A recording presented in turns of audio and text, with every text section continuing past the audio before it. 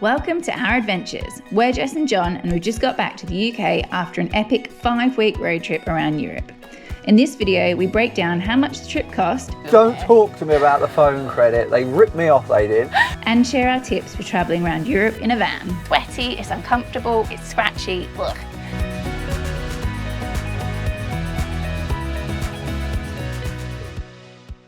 Such a boring start. I think this is dull as Can't swear. So I think what we need to do is be out of scene like this, and then welcome back. Come on then. Yeah. Welcome back. Last time we saw you, we said we were going to Sarajevo, and we did. Welcome to Sarajevo. But we then went home. Yeah. Took a few clips, and then we came home. But we thought it was time for a sit-down chat to tell you all the things that we thought it was useful to know about our trip. So let's get into it. Okay, so first thing is costs. So I thought we'll do you a little like most expensive to least expensive. Most expensive thing was fuel, as you'd probably expect, because we did 4,145 miles, and that was £906.91. Not bad, really. Not really. Well, when you consider like how much it would cost for flights and taxis, and second biggest cost, again, won't shock you with what we do, was our activities actually.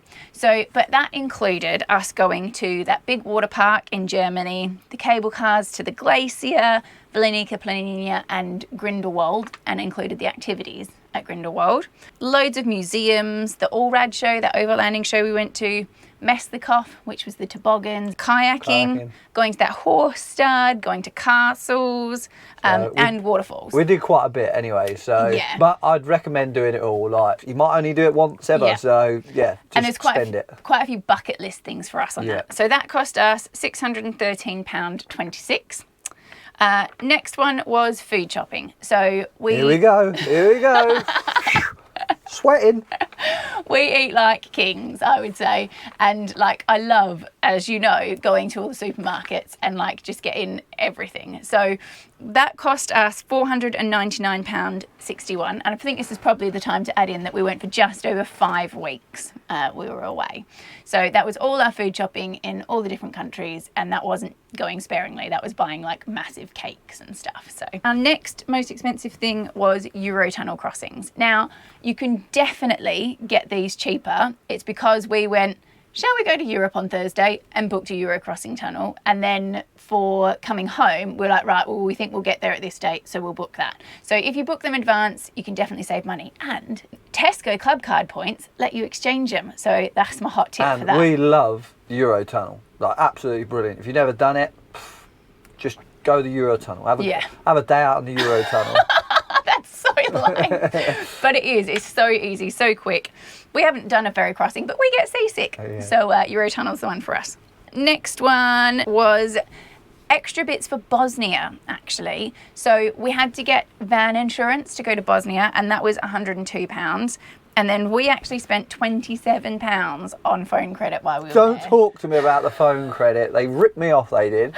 It was because we got this prepaid SIM and John didn't realise you had to like activate an option for your gig. So we topped up our data, and then John used it in 2 minutes. Yeah, £10 worth of credit in two minutes. Not happy. So and obviously like we're uploading videos and stuff, so that's why we use so much. Like normal people would only need to buy one SIM, which was £9, I think. But apart from that, we have roaming abroad pass, so all countries in Europe we get that, and if you can get that, definitely get that, because what we do is just use our phones constantly. But then when we got to Bosnia, we had an old phone, we put the chip in that and just hotspotted to our own phones, which was brilliant, but still a bit of a pain. Not the same as using your own phone, for sure.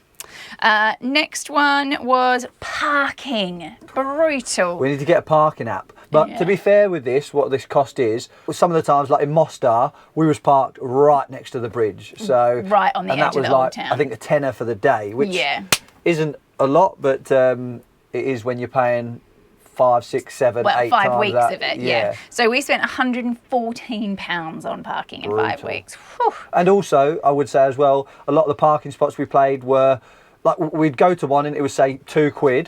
We wouldn't park there because it was sketchy as, and a lot of people have been broken into in Europe because they park places like that, whereas we'd park somewhere as an attendant all day. Yeah. So, and that's a choice you make, and we're willing to bear the brunt of that. The other thing is, parking in Switzerland is brutal. So that was one of our big costs. Like the parking to go to Grindelwald, I think was like 15 freaking euro for the day. But we see some rows, so it made up for it was that. so funny. That was the entertainment, so don't worry about it. And then the next one, a close one after that, is the tolls. So that includes our vignettes, I will say, because you need a vignette for Slovenia, Austria and Switzerland. But that was all the toll roads, so they add up. And we avoid a lot of toll roads. And if you didn't know, vignettes are just like a tax, a road tax. Yeah, you stick it in your window and then you can drive on all the roads. But yeah, we don't do a lot of tolls. We pretty much try to avoid them where we can. We paid a little bit getting back because we were just coming back direct. Yeah. But yeah, you've got to factor in the tolls anyway. Absolutely, and decide whether you want to do that or not, because that can add up. That's, like I say, with us avoiding tolls. So I don't know if I said tolls was £100. Camping costs.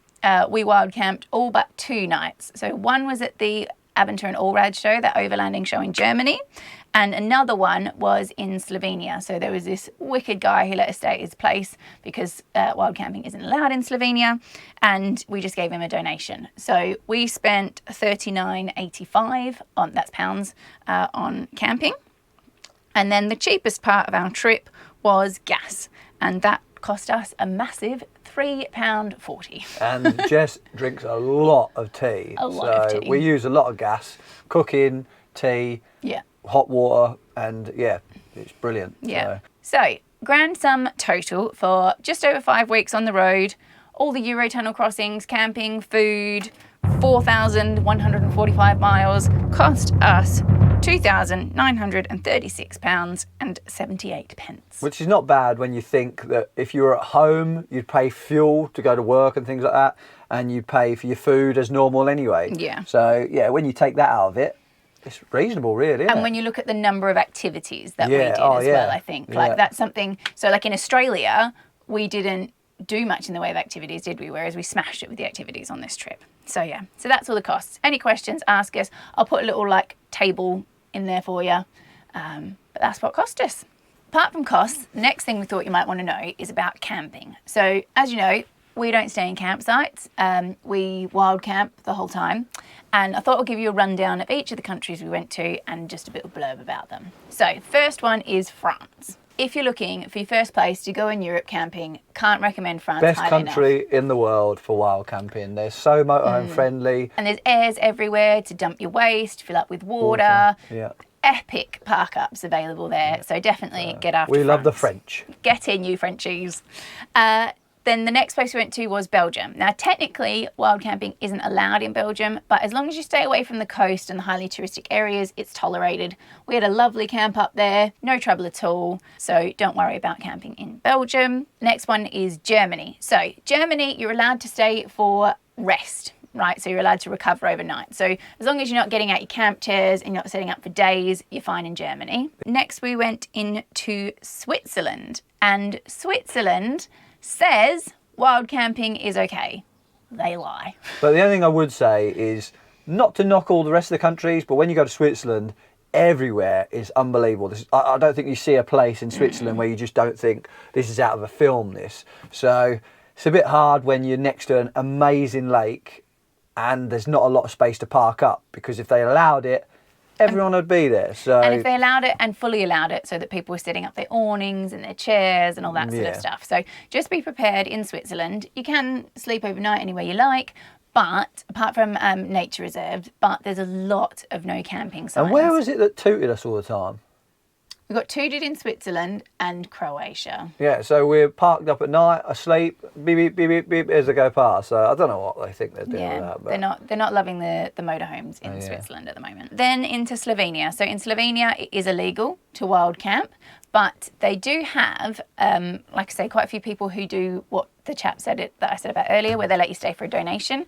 And we stayed at motorway stopovers in Slovenia. Just some service station stopovers. Yeah, but they were really nice. Brilliant. Like they had a park and picnic benches, and toilets. Everyone wants the Instagram park up, don't they? Back doors open next to a beach or something like that. But we don't really care, like sometimes, that as long as you know you're safe and you're not going to be moved on and things like that. So yeah, we recommend sometimes just go for a service station. You know you're going to be fine and you get a peaceful night's sleep. Yeah. Also, we stayed at a restaurant that let us fill up with water.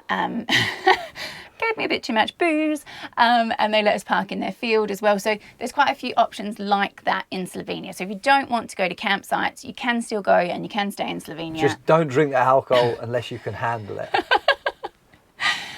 Croatia.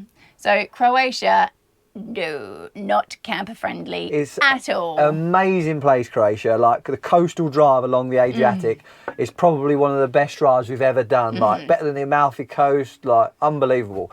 But they're not so friendly for campers. No. Not even just for wild camping. For even going in their town, they just don't let you even go in. They say no motorhomes not allowed in the town. No motorhomes allowed to park. And that's like all the day. So lots of places say no overnight parking, right?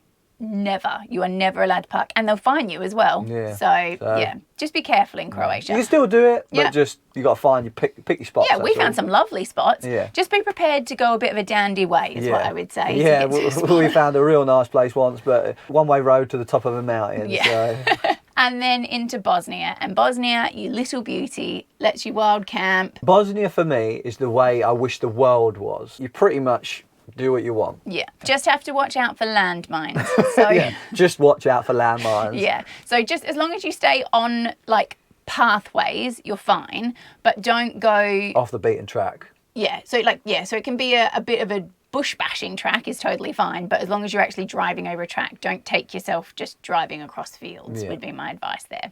But yeah, and you can like set up outside, get your awning out, get your chairs out, set up a campfire.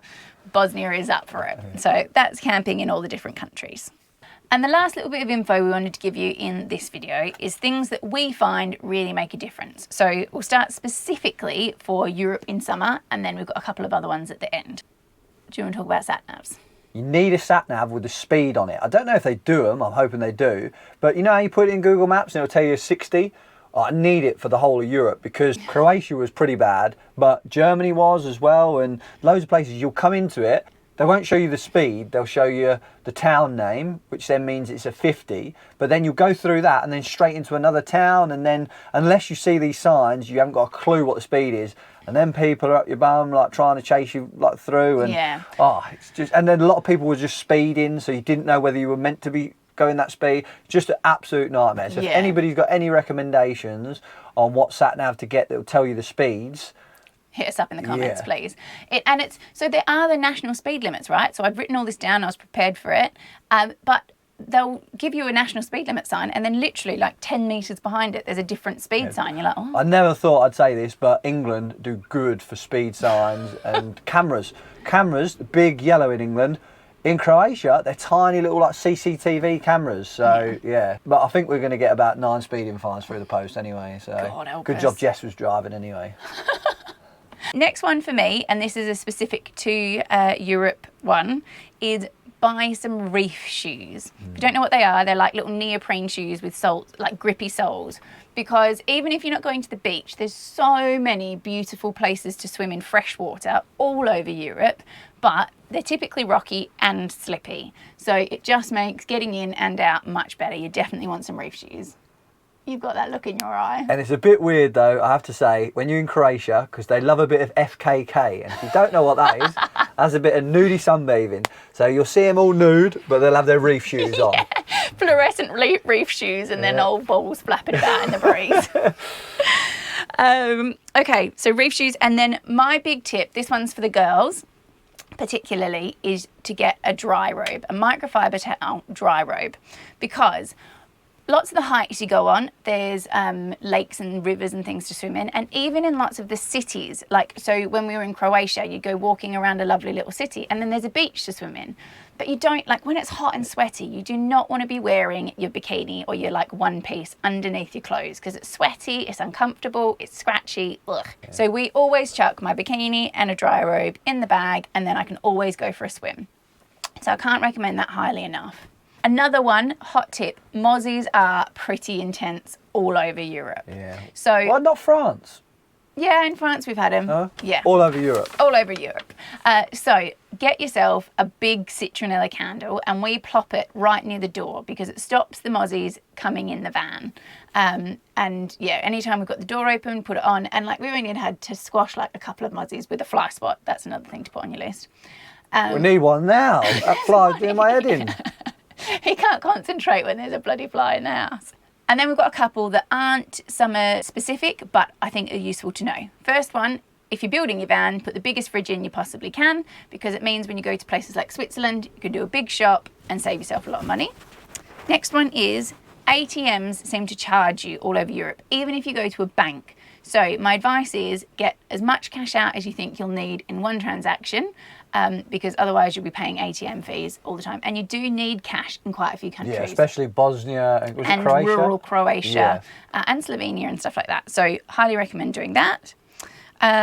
We also run a big safe in our van and a pedal lock. We'll never be without both of these ever again. In Europe at the minute, a lot of motorhomes are getting stolen, so the pedal lock, brilliant. And the safe, again, never will we not have this safe in. We fit both of the laptops, the drone, the camera, GoPros, purses, everything. Everything goes in the safe, it's bolted to the floor. Yeah, just got a bit of peace of mind now, so. Yeah. Screw fix, 90 quid, you can't go wrong. Yeah. So. And then a couple of luxury items that we would highly recommend. First one is a jump-starting battery pack. Oh, yeah. Yeah, so we got this in Australia because we were going remote and we was a bit worried about it. I've never used it, but I used it in Switzerland. Left the lights on because obviously in Europe you've got to have your lights on. And I left them on and I got out the side door and it didn't beep. So luckily enough we had that. So yeah, I'd recommend that. And you can use it as a battery pack for charging your phones and things like that as well. So it comes in handy and well worth it in my opinion for... I think we paid $100 for it. So. And it saved us big time that day. And then my last one, and this is total luxury, but if you can afford it, to get a inflatable SUP or a kayak, because there's so many lovely bodies of water in Europe. If you can afford one and you can fit it in your van, highly recommend getting one. Yeah. So that's all of our costs, hints, tips. If you've got any questions, honestly, we're really open, so pop them in the comments. You can ask us anything. Also, if you want my lists for all the specific information for every country, all the places we went, if you pop us a message on Facebook or Instagram, I will happily send you all of that. It's way too long for a comment on YouTube, sorry. Follow me on Instagram. I still haven't got any more near the followers that Johnny the Boss has anyway, so... He's got about 10 times as many. I know, and he's a cat. Been mugged by a cat. Mugged by a cat. But we start the Defender build tomorrow, so absolutely can't wait for that. So that's going to be good. And then we need to get on with a Sprinter build as well. So we're going to be busy for a while anyway. And go and test them all out and get out on the adventures in them. So join us for the next part of our adventure.